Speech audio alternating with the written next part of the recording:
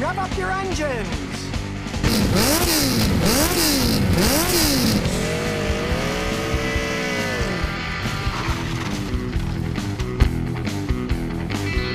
It's time for ScottyKilmer.com. When a customer comes to me with a car that has an engine with a leaking head gasket, I tell them they have two choices. They can either have me pull the head off of the engine and replace the head gasket and any other damage that's done inside, or they can try putting a sealer into the radiator and hoping that fixes the leak. No, I don't mind taking the engine apart because that's a big job and I'll make a lot of money. But some people don't have that kind of money lying around these days. Replacing a head gasket on a modern day car can cost well over $1,000. So sometimes my customers opt to try a sealer, and in that case, I use Steel Seal.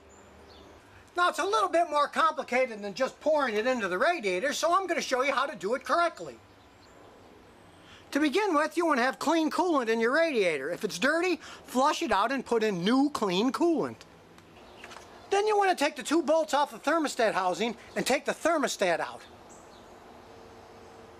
With the thermostat removed, the sealant will flow better and have a better chance of sealing the leak. So you just bolt the thermostat housing on without the thermostat inside it. Now this Toyota head gasket leak is using a lot of coolant, so it's a good idea to check all the spark plugs to see if any of them are burning the coolant. So take the spark plugs out one at a time and check them. Pull them out and look at them. And in this case, the number 2 spark plug is covered in antifreeze. Now the other 3 spark plugs were fine, so we know the leak is at the number 2 cylinder. So here's a trick I do all the time to help the sealer work better. I leave that number 2 spark plug hole empty with no plug in it.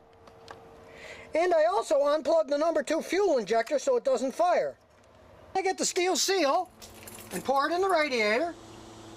Then I start up the car. Now it's going to be making a lot of noise because there's no spark plug in the hole. But that keeps the pressure out of that hole so the sealer can work better. Then you let the engine idle for about half an hour and let the sealer do its thing. Then after half an hour of running, shut it off. Then let the engine cool down for about half an hour and repeat this process 4 or 5 times. And when you're finally done, let it dry overnight with the spark plug out of the hole. Then the next morning, put the spark plug back in and take her for a spin. Now you want to baby the car the first 100 miles of driving after using the sealer to give it a better chance of setting itself up. And in this case, the sealer worked fine. There's no more head gasket leak. Now unfortunately, some head gasket holes are just too big for any sealer to work, but in many cases I feel that it's the best first option because tearing down an engine is an expensive job. And I've seen Steel Seal work in many cars that I put it in over the last 2 decades. And remember, if you've got any car questions, just visit ScottyKilmer.com. And I'll answer them as soon as I get back from this ride.